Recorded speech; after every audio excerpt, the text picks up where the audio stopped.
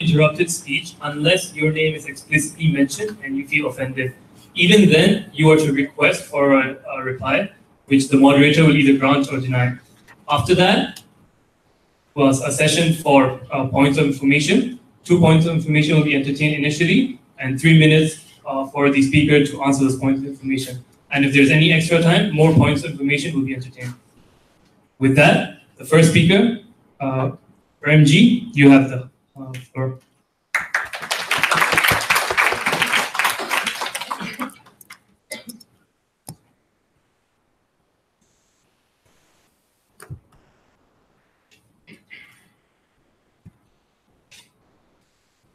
Ladies and gentlemen of the House today, and fellow Mr. Speaker sirs, what does today's debate really boil down to? What's the real crux of today's debate?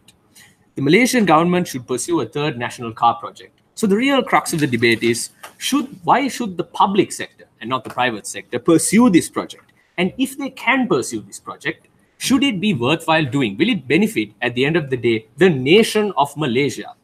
Honorable ladies and gentlemen, I am here today to tell you that none of the above will happen, and I'm going to do so in 3 major arguments. So the 3 arguments I've prepared for you today are, firstly, that it will impose upon free trade to the detriment of not just the firms, but also the consumers. Secondly, it is the wrong direction that Malaysia is pursuing. And in a tertiary argument that will sum up all my points, I'm going to talk about this sense of national pride that might emanate from it, but won't really happen. So first, let me start with the imposition of free trade argument. But before I do, let me highlight a small story to you. There's a commonly known story in Asian countries that there is a father with 2 sons. The father pampers and adores the eldest son, gives him all the attention and adoration that he deserves, and he hands him everything on a silver plate. Now, it's expected of this elder son to outperform the younger son. Why? Because he's receiving so much support and adoration and love. But what we must understand is that this elder son, having received everything on a silver plate, comes to grow accustomed to it and becomes complacent in his endeavors. As a result of this, he has no incentive to continue to produce and to do better upon his own motives. Whereas the second son, who is ignored rather, has every incentive to do better, to stand out, to make himself known, to get his attention, to be completely acknowledged. In this paradigm, Proton is that son that has been pampered and received adoration. And even Perodua itself, too much of this has gone into these car companies, whereas the second son is more like the foreign car companies. Let me elaborate. So we see that Proton, since its inception, was given a great deal of care by the government. And this care is necessary in certain instances. It was an infant industry. I need to be protected from foreign car imports. So as a result, there were a whole deal of taxes and tariffs imposed on foreign cars. But this did not help Proton. If I were to draw a parallel with South Korea, we see Kia and Hyundai. These are 2 car companies that were at the infant stages, and yes, they were protected. But these car companies did not take their protection for granted. They realized that this was only in the short term. They even attempted to enter into foreign markets. And when they realized that the foreign perception of their cars was bad, they realized that they had to focus on what was wrong. And as a result of their commitment to quality, above all else, quality, they've actually eclipsed Japanese firms that had in the past overshadowed them, like Toyota and Honda. So this is the same instance in Proton and Perodua. These 2 car companies, the Malaysian government has shown that they have given far too much attention and care to these car companies, and they did not retract it when necessary to make these car companies understand they have to stand up on their own. And this is the same thing that's going to happen if we pursue a third national car project. And let me just end that statement by saying that most of these car companies are now, a majority of their shares are held by foreign companies. That's taxpayer money that's never coming back properly. So moving on to the consumers and how they are losing out. Consumers, when this third national car project is pursued, will obviously have to choose this third national car. There's going to be tariffs and taxes imposed on these foreign cars. It's going to be very difficult for consumers to buy these cars. But there's no guarantee that the national car produced is better than these foreign cars. These car companies in the past, Proton and Perodua, have shown that they have no commitment to quality like the South Korean firms. They're just concerned with just producing the same model year in, year out with slight variations. And that's to the detriment of the consumer. And I believe the consumer is being stabbed twice. One, you're taking taxpayer money from that consumer to fund this project, higher taxes might I add, to fund this new car project. And secondly, you're asking that same consumer to go and buy cars of subpar quality compared to the foreign car companies. And these car companies, the national one, will be priced at a much higher rate. So they're paying higher taxes, they're paying higher amounts for cars they don't want. How is this good in any way to the consumers? And might I add, just as I said previously, the firms don't benefit anymore either. They're just going to receive care and attention from this government like a adoring father, and they're not going to have no reason to improve themselves. So let me end that argument and move into the second one, which is why I believe it is the wrong direction for Malaysia. Firstly, me being a foreign student, I was quite surprised to hear that the public transport system in Malaysia was a joke. I mean, there's a free bus in Sunway, in the Sunway City campus. I was like, how is this possible? How is this bad? Then I realized, aside from Klang Valley and Kuala Lumpur, the public system is in tatters. The public transport system is in tatters. Isn't this something that needs far more attention rather than just putting more cars onto the road? How are the B40 and the middle income earners who possibly might not be able to afford a car going to benefit from this third national car project that's going to be possibly more expensive?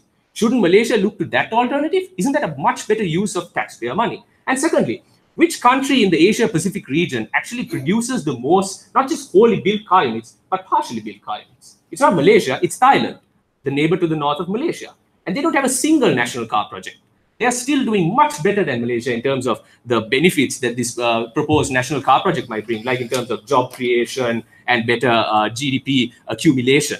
They're doing much better because they allow foreign car companies that are far more efficient, that have far more that have realized economies of scale to come in and to produce in their country. And they're eclipsing Malaysia to the betterment of their own people. Isn't this a far better alternative than just starting another car project that's going to end up washed up and useless? These foreign car companies, we have to admit that the economies of scale are better. For goodness sake, Proton is no longer wholly independent. It's 49.9% of its shares are owned by a Chinese company. So let me then transition into my third and final argument, national pride. That's the only reason I can possibly see why anyone would want to pursue a third national car project after two have already ended up as, let's face it, failures. How are you going to claim national pride when your national car carrier, a majority of its stake, is owned by a foreign company? How are you going to claim national pride when the country of Malaysia, a country that I've come to enjoy and adore, doesn't have a public transport system that can cater to its own people?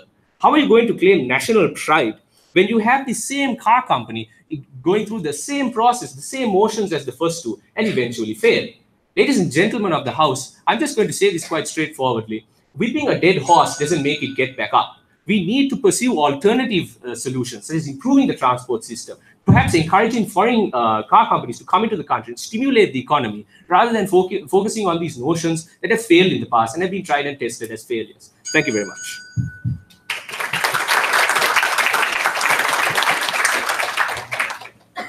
Thank you, Framjee, for your speech. So now the floor will be open for points of information. Any points of information for Mr. Framjee? TJ followed by Sukhdev. Malaysian automotive industry has come leaps and bounds since implementation of Proton and so on. Don't you think that in light of this, if we can improve the quality of international car, it would be at least worth a shot? Thank you, TJ. Sukhdev? The reason why Singapore was better off with our national car is because the economy in which Singapore operates is completely different. Because it used to be a huge part of trade, it didn't really need to go through the manufacturing phase of building a country, but rather they skip towards the service sector because they already have a large client base. So in your opinion, again, running to Singapore and running to Malaysia, why do you think in that relation it's very relevant? Thank you, Sukhdev. So Framjee, you have 3 minutes to answer. Let me begin by addressing the second speaker because I believe there's a misconception. I didn't mention Singapore, I mentioned Thailand, the neighbor to the north. Thailand is the country that has much more automobile production in the Asia-Pacific region, right? And Thailand is quite similar to Malaysia in terms of landmass and utilization of resources. I'm not very aware of Singapore's nature in that regard. But yes, I do understand that Thailand has certain differences, but I believe that Thailand has less political coherence in light of its several military juntas. And Malaysia, with its political coherence, should be able to understand that this pursuing this flawed notion is just a waste of time. And now moving to the second point that the fourth speaker brought up, I believe that improving quality is hearsay and we don't know if it will happen. It's failed twice in the past, right? So I believe that even if you want to give it a shot, you are going to put the taxpayer through a lot of difficulties, and that's to the detriment of the country as a whole. So I believe that the and evil you're proposing is far greater than mine. Thank you, Framjee. So we still have about 2 minutes left. And with that, are there any more POIs for Mr. Framjee? Seeing as there are none, thank you, Framjee, for your speech and answers.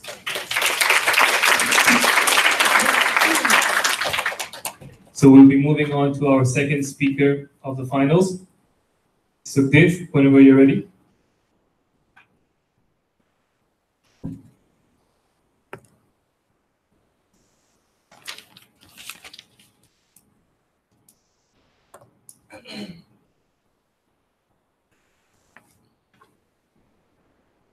Malaysia has a problem like many other economies, like many other developing nations, right?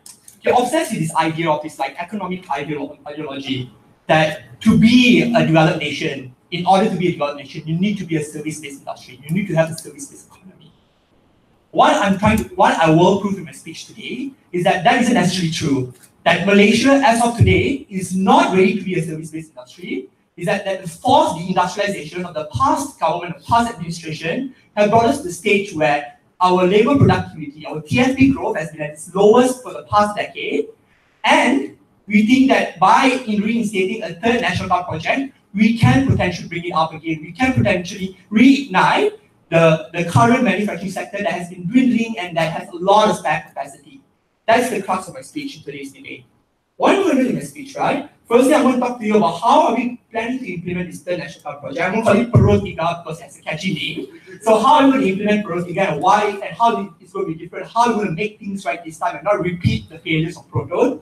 Second, I'm going to explain to you why the Malaysian economy has a dire need to reindustrialize. I will provide some facts here and some economic data. Thirdly, why a national car project is the best way for us to reindustrialize ourselves and not any other sector or not any other industry. So firstly, how is it going to be different this time around? So what are the general model I would like to propose? I think Perut Tiga this time we want it to be competitive, meaning no more protectionist policies for Perut Tiga. How so? We think that's because we already have an already existing flourishing car manufacturing sector. We think that the reasons for you to have protectionist policies like you did for Proton 30 years ago no longer there. You already have access to cheap materials and lower costs to trading to China to get like steel, things like that. We think those things are already here now and we don't need protectionist policies anymore. Secondly, we think Perut Tiga will also be focused on environmentally friendly cars and be done in tandem with current government efforts to research and get more sustainable ways, get renewable energy. Meaning we want Perut Tiga to be the next Tesla of the world and probably the only Tesla in Asia. Now, why the Malaysian economy has a dire need to reindustrialize? We think that the previous government has pushed for deindustrialization as part of the economic agenda, right? But we have a lot of reasons to believe that this deindustrialization may not necessarily be the right course of action. It might actually be premature. Because we see that the push for services we see in Singapore, in Malaysia or in KL are really of services that are of high value addition. Meaning to say that the kind of services we offer are normally at a very low scale and don't have scope to go up the value chain.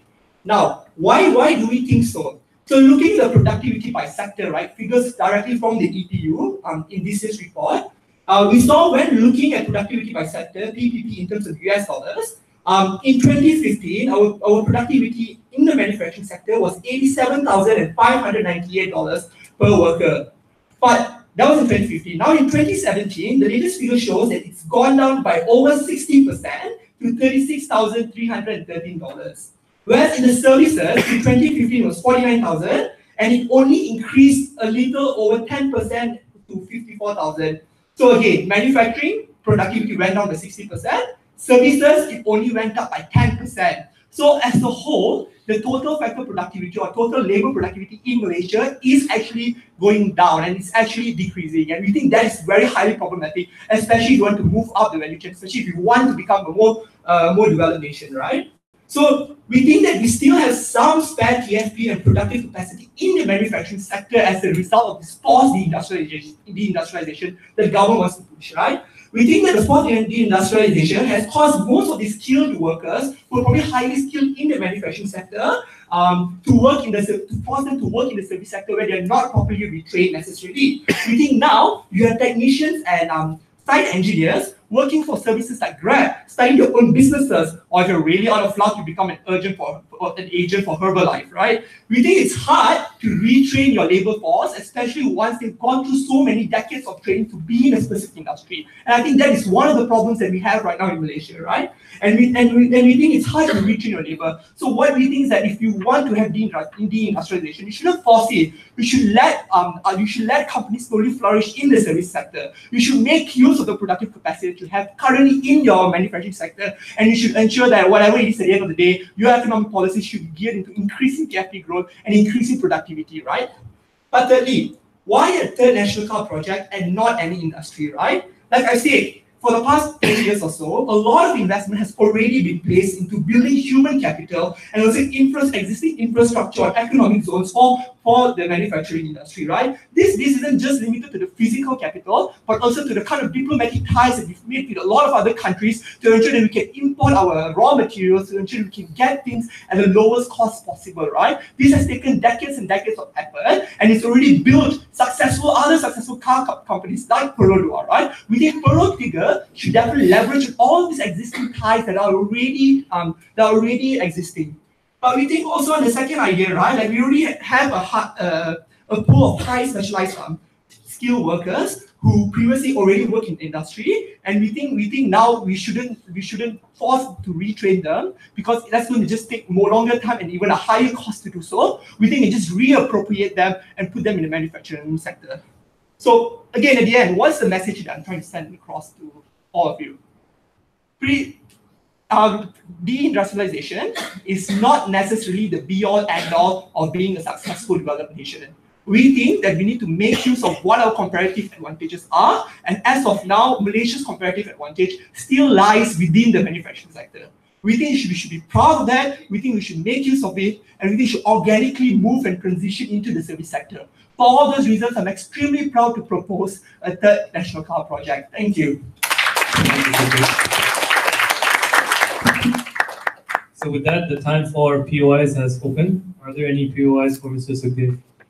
TJ and Framjee in that sequence.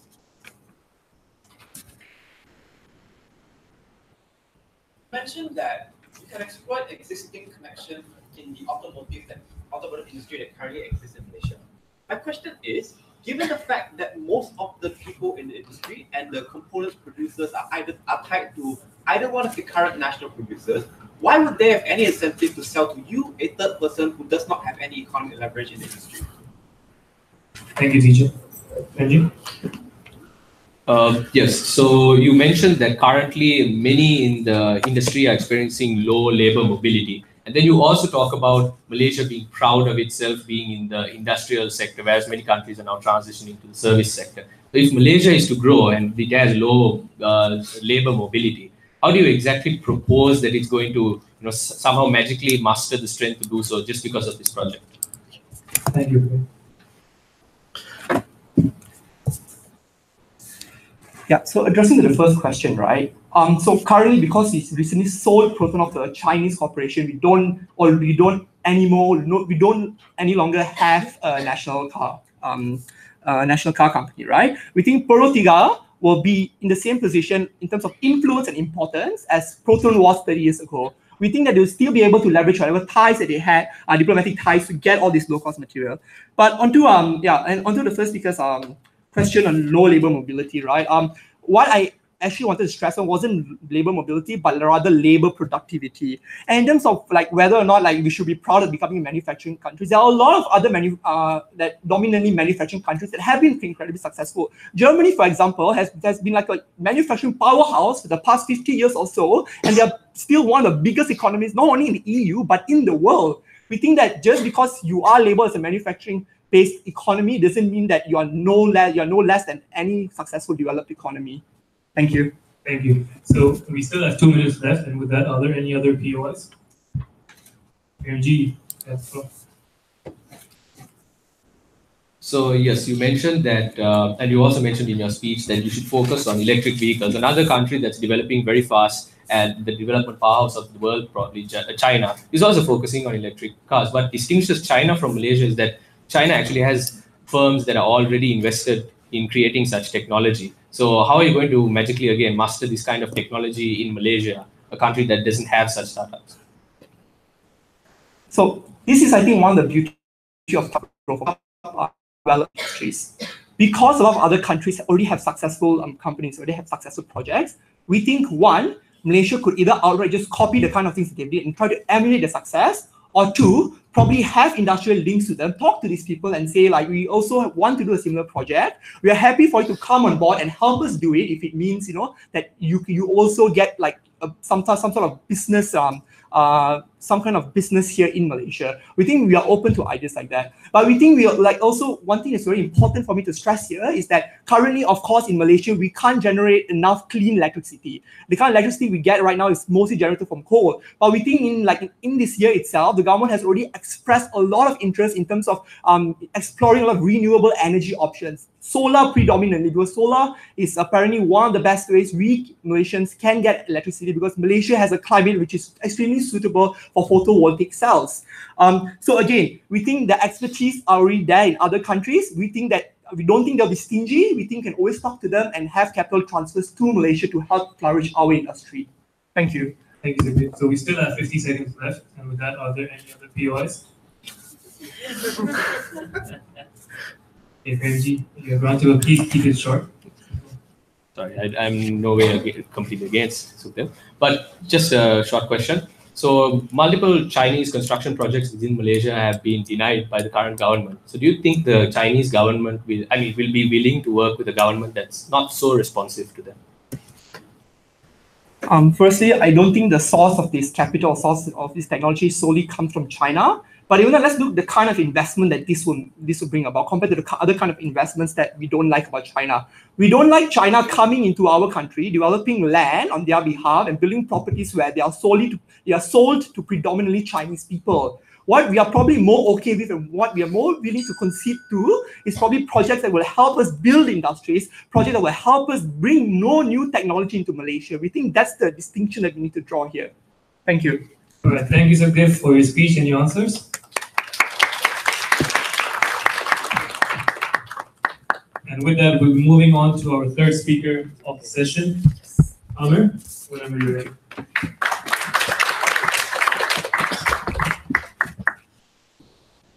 Salutations I bid to the chairperson, wise and honorable panel of adjudicators, precise and reliable timekeepers, members of the House, and last but certainly not least, my dear opponents for today. The motion set forth is that Malaysian government should pursue a third national car project. Ladies and gentlemen, my stand here today, Amir Anuar, that I will oppose the motion, and I believe that we should be continuing with the third national car project to uphold the growth of the economy for the benefits of Malaysia. Now, ladies and gentlemen, before I move on to my first point, let's put statistics aside, let's put facts aside, okay? Every time, for those of you who are Malaysians, every time public holidays, what is the main thing that you listen over the radio? The main thing that you listen over television? Accidents. Car road accidents. Up to a point that even cited by MAN in Science Direct, Malaysia's highest fatality risk in the world since 1996. We are having one of the highest scale in terms of accident. And right now, you want to implement a third national car project, which means you want to increase the number of cars on the road, increasing the probability of accidents, thus increasing the scale of death in terms of the road itself. Ladies and gentlemen, this is simply absurd. Focusing on reducing the number of cars on the road should be our main priority right now, ladies and gentlemen.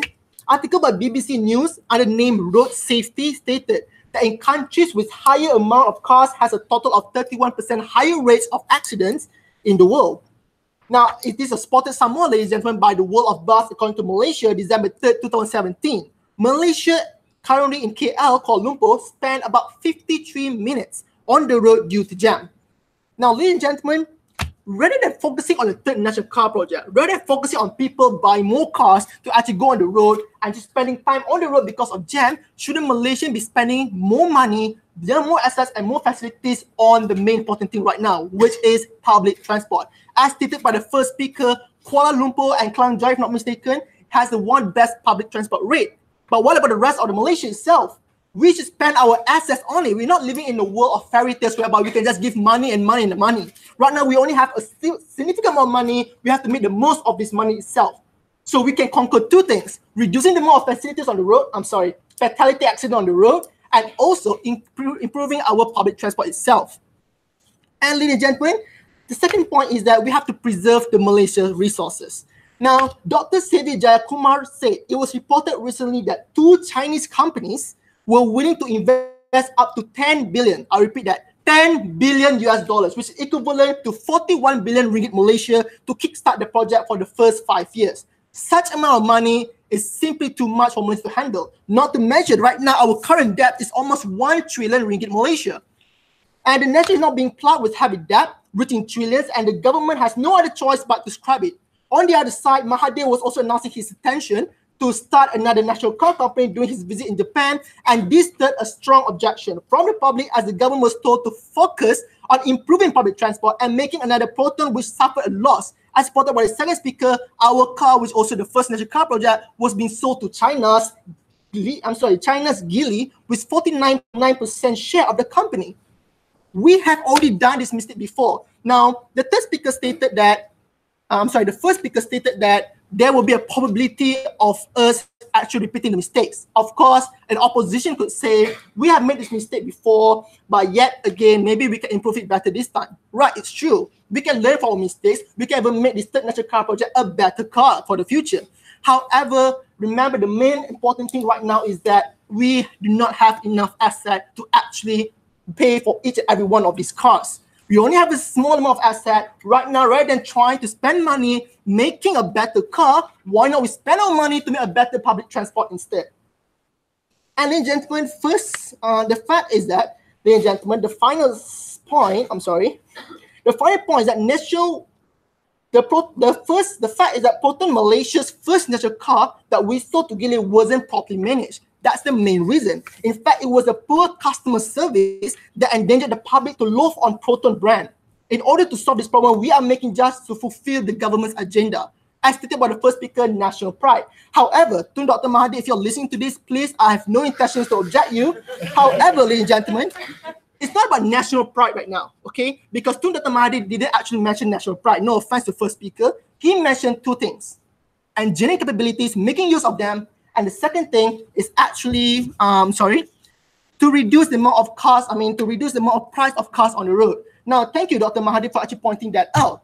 But ladies and gentlemen, the main point here for today is to look at Thailand. Now, Thailand has one of the most highest demand of engineering capabilities, highest demand of engineering jobs. And look at Thailand. Do they have their own cars? No. Instead, Thailand actually just get cars from Japan, rebrand it, make it better, and actually sell it to the people. We do not need to have a new car national project altogether, starting from scratch, just to make a car for the people to live on.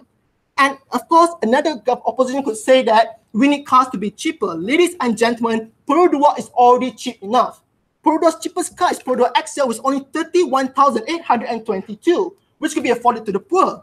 So rather than making a new car totally altogether, we could improve our Perodua, sell it to the people, and we can make our product cheaper. We already have Perodua up here. We already have Perodua on our side. We do not need a third national car project just to actually clarify these objectives. And of course, the second speaker said about renewable energy. Once again, ladies and gentlemen, such technology is not cheap. Renewable energy, instead, if you want to implement renewable energy, you do not have to actually start a third national car project just to implement or just to start renewable energy. Instead, we can just focus on things that are cheaper, such as building solar panels for supplying electricity on the road. There's no reason for us currently right now to start a third national car project. Not for energy, not for supplying for better capability or better chance of demands of job. Because if you just focus on renewable energy, we have already demand job will be already higher if you could just focus on sectors that are much more less asset consuming. Ladies and gentlemen. And finally, economy itself. Yes, some of you might be asking, now, when we buy cars, when we sell cheaper cars, the government gets more money, which means the government making more money off them. However, ladies and gentlemen, we ourselves, Malaysia, have already been taxing our own citizens with cars that are being imported from outside. Honda, for example, we have already taxed our citizens of Malaysia 300% tax rates on Honda. So which means instead of building another car national company, keep selling off these imported cars, with the current index come, we could actually solve the economic problem itself. So why are we actually jeopardizing our own asset in the first place? Thus, once again, Amir Anuar, we are post the motion at hand, and with more than fulfilling my role, I gladly rest my case. Thank you. Thank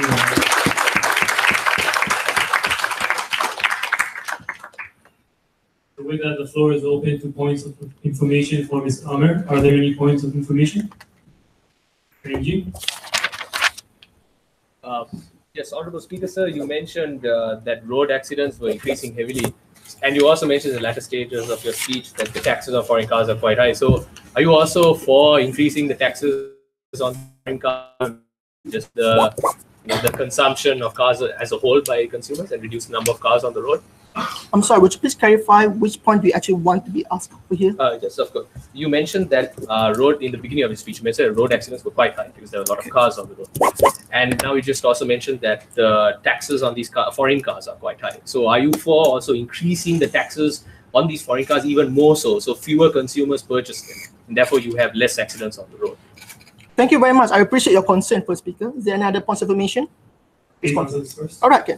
Now, he mentioned about car accidents and that right now, why am I actually together with increasing the tax rate? Now, ladies and gentlemen, once again, the tax rate is already there, okay? We are not forcing our citizens to buy these imported cars. And yet, again, talking about affordable cars, we already have Perodua on our government side that's already been helping the poor.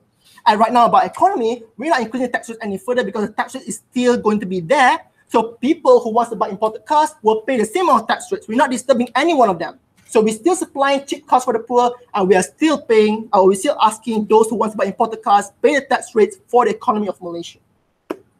I hope that answers the POI. So are there any other POIs? TJ followed by Sukhdev. Earlier in your speech, you mentioned that 2 Chinese firms were offering a grand total of more than 10 billion ringgit to invest in a transportation project within Malaysia. However, you said that we should turn it down because it was too much to handle. Could you explain why is it that given that foreign companies being willing to invest in our country, we should reject that money in favor of another project of our own? Thank you very much. Okay.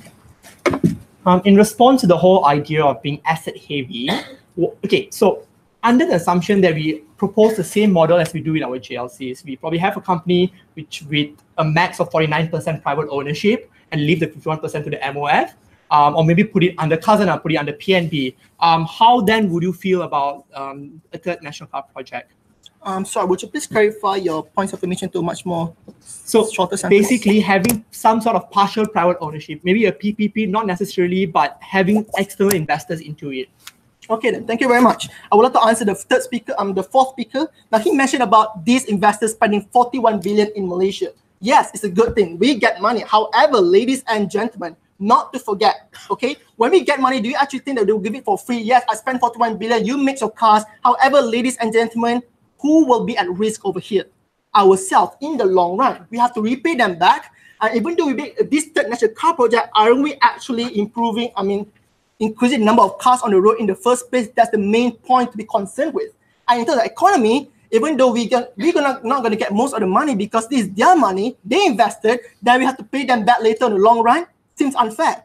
And your point, it has something to do with, can I ask him to reword his point? Yes, So sorry. Please rephrase your point. So given that there is partial private ownership, meaning not controlling share, but minority share, how would that change things? All right, in other words, what my opponent is trying to say is that right now, rather than letting the government spend wholeheartedly of their own money to assist the natural career project, why not we actually share it with someone? For example, what happened with Proton? We share with Mitsubishi. Okay, now that's a good thing. However, once again, all right, let's just take, for example, 100% of this microphone is mine. All right, 1,000 ringgit. I spend over, what will happen then? Okay, you might be selling this microphone, I will get some profit of it. However, not to forget, that's what actually happened in Proton. They make money off it, but however, it was divided to 2. So it was still money, it was still their money. However, how much little income do we actually make in the long run? We are actually exposing our money more and more, reducing the amount of assets in our world. And even though it's a partnership, we are not fully utilizing the amount of money in the end that we get because it still need to be divided anyway. Ladies and gentlemen, I hope that answers your point. I believe. Thank you. Thank you very much. So we still have 40 seconds left. Are there any more POIs? Okay, seeing as there are none, thank you, Amir.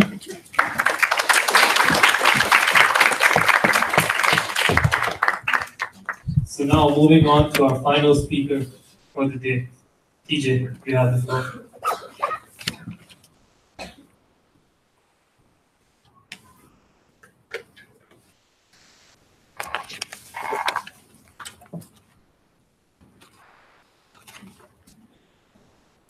I believe that the national pride of Malaysia means nothing unless we can monetize it and actually bring benefits to our economy. To that extent, I would extend this debate to bring the dimension of this debate internationally. So instead of just looking for reasons to support an automotive industry within Malaysia, I'll explain why by supporting the creation of a third national car project specifically brings us a benefit and provides us a unique opportunity to secure an exclusive trade deal with China. Before that, I just want to clear my stance in this debate. I support the motion. I support pursuing a third national car project. However, I find it weird that in this debate, it is not required for any person in this debate to defend protectionist policies that are imposed on foreign cars. To that extent, close to 300% of 300% tariff rate are imposed on foreign cars today, which I do not support. Having said that, this is a presidential debate, so I can't by fiat argue we will reduce tariffs. To the extent I would prefer if we could reduce tariffs, but even if we don't, I'm going to argue to you why the introduction of a third Malaysian car option gives consumers more choice, which means that the competitive power is more likely to improve the lives of Malaysian citizens as well as increase the quality of our Berdua and Proton cars today. What is my model that I support? I do not support protectionist policies. If necessary, I would prefer to reduce policies. I would prefer to reduce the percentage of tariffs from 300% in the status quo to less than 80% because, you know, I still want to be biased and support my own country. But even if this is politically not viable, I still have an argument for that. Secondly, with regards to the third national car in Malaysia, this project will be given via an open tender. It will directly be overseen by the Entrepreneur Development Ministry, as Mahathir said it would be. The dealings will be done publicly, which means which car components we offer to which company will be made public. The reasons for and justification for choosing each company will be made public. So it's open to public criticism, as well as more likely to reduce the chances of corruption happening. Component parts will be given to the best companies who can have it. It doesn't have to be within Malaysia, it can be from outside the region. Most importantly, we get the best. Lastly, we will thirdly, we will have testing for these cars being done by an independent body. The information and the results of the testing will be publicly available, i.e. the government will not suppress the information as Najib has been fond of doing in the past. Fourthly, with regards to research and development, grants will be approved for improvements in the automotive industry. So like engineering, universities who have been known to produce, who are strong in the engineering department, will be given more money and given more research grants to be able to develop better improvements and better technology for the automotive industry. This is something that the government of Malaysia has been doing in the past, and I think it should continue to happen. We will use the information data bank that's exclusive and exclusively available to the government of Malaysia to know which people are the best people we should give this research grants to, and use that information and like the past history of productiveness to allocate this money effectively. So, two broad arguments in this speech. Let's first look at the context of China. China and the US currently are having a trade war. What does this mean? This means that because Donald Trump and China decided to have argument, they are not trading with each other any longer. This is good for Malaysia because the automotive industry and one of the most famous car brands in the world are based in the West. In Europe, Volkswagen in Germany, Ford in the US, even car companies in Japan such as Nissan and Toyota have very strong ties with automotive industries in the West. What does this mean? This means that when China declared a trade war on the US and no longer traded with them, the automotive industry was significantly hurt and they have an interest in seeking to repair that. Why is this something that's particularly good for Malaysia? Or why specifically is Malaysia so special? Because we argue to you that Malaysia is unique because we are the up-and-coming economy in Southeast Asia. Singapore has a lot of Western influence, even though arguably they are more developed than Malaysia. Malaysia has a lot of untapped potential that Singapore no longer has. We will argue that other countries within the region are also poorer, which means that if you want to choose a country to invest in, Malaysia is your choice. The One Belt, One Road initiative was like a decision made by the Chinese Communist Party to expand their influence by offering trade deals and unique trade deals to countries in Southeast Asia. I think that Malaysia should take advantage of it. I also think there is the interest of China to corner the automotive industry market early via the creation of exclusive trade deals with countries such as Malaysia. So the previous speaker mentioned that 41 billion ringgit was offered by 2 Chinese companies to invest in this car project. I really don't see a reason why the Malaysian government should not take advantage of this extra injection of money into our economy to improve and develop a new third national car. With regards to the quality of the car, I think that it is in the interest of the government to make sure that this car is the best quality available, because if they don't ensure the quality, the Chinese government has less of incentive to trade. Continue. I mean, the Chinese government will exert pressure on the Malaysian government to ensure that the quality of this car is put up, the quality of this new car or new brand of car is up to par, which results in the outcome of higher quality cars for Malaysia. So I think that it's in the interest of Malaysia to continue developing a third national car project, because we're more likely to be able to secure an exclusive trade deal with China. If we do this, the income generated from this trade deal will be immense. China has a huge population. China has a lot of people, and public transport isn't really a thing in China. This means that there's a huge demand for cars in China, and if we're able to corner and secure this trade deal, this will be a huge source of income for the Malaysian government. I think that's something that we should prioritize today. But even if that doesn't happen, I still think that if tariffs doesn't really go down in Malaysia because there's no political will to do so, I still think that creation of competition by the introduction of a third Malaysian car is a good thing for the Malaysian citizens. What do I mean? The tycoon Syed Mokhtar al-Bukhari bought over Proton in 2012, promising to improve the quality of Proton cars and make the lives of Malaysian citizens better. I think it's fair to say that he lied, because the quality of Proton cars aren't really up to par now, right? Recently, the Proton has been sold to China. We'll argue to you that the second chance at rebooting a national car was held in Perodua. Recently, we see that the country UMW Holdings was bought over by MBM Resources because they ran out of money, because, I don't know, maybe they're not so good at managing their money. This means that the two options that we have in the country are not the best. The introduction of the third national car, one that is funded by the government and one that has an external pressure to improve this country, means it's more likely that we get quality cars in Malaysia. When consumers are given the choice to be able to choose, they're more likely to choose this national car, which means that there's incentive for competition to improve the quality of cars in Malaysia. I think that's something good for Malaysians. Thank you, TJ.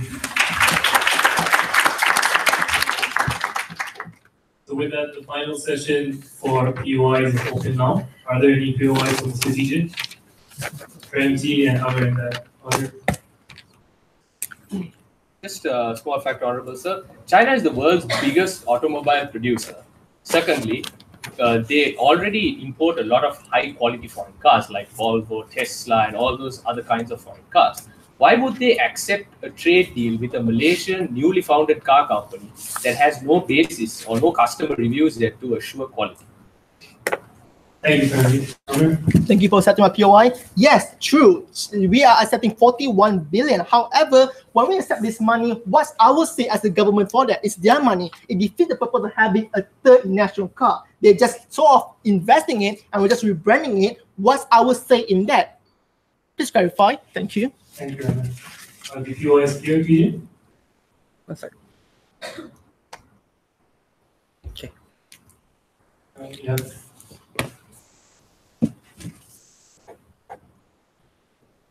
Of course, China is the biggest automobile producer in the world. This isn't necessarily true, because if you notice how China operates and their business model, they produce parts, meaning to say that companies give them the blueprints, but they set up factories in China to exploit the cheap labor in the country. What does this mean?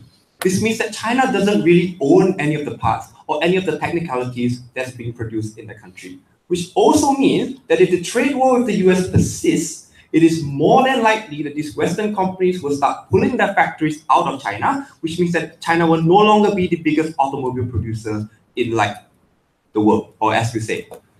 Even if that weren't the case, I think that when it comes to leverage and bargaining power, China has a significantly greater degree of bargaining power over a country such as Malaysia than over a Western nation who has had more economic power. This means that it is still in China's interest to make an economic deal or secure an exclusive automotive trade deal with Malaysia, because the terms that they are able to dictate for this deal is something that's more likely to be able to benefit them.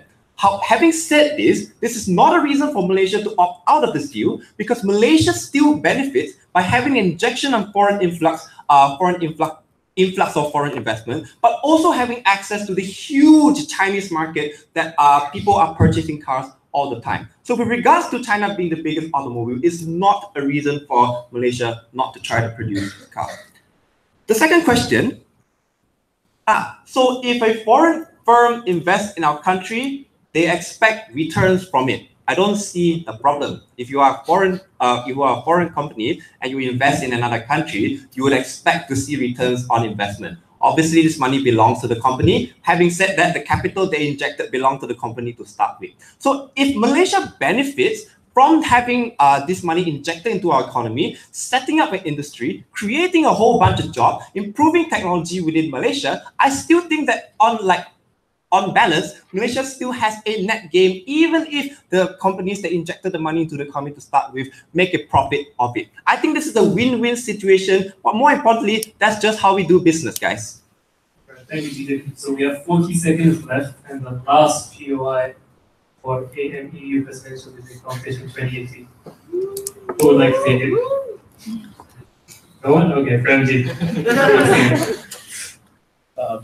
Very true points, Honorable Sir. But just to mention, China currently, the government understands there's a severe pollution problem in cities and has started to put tariffs on foreign combustible fuel-based vehicles. So, are you proposing that this new car company will immediately acquire the capacity to create electric vehicles or something that doesn't run on combustible fuel to still cater to the Chinese market?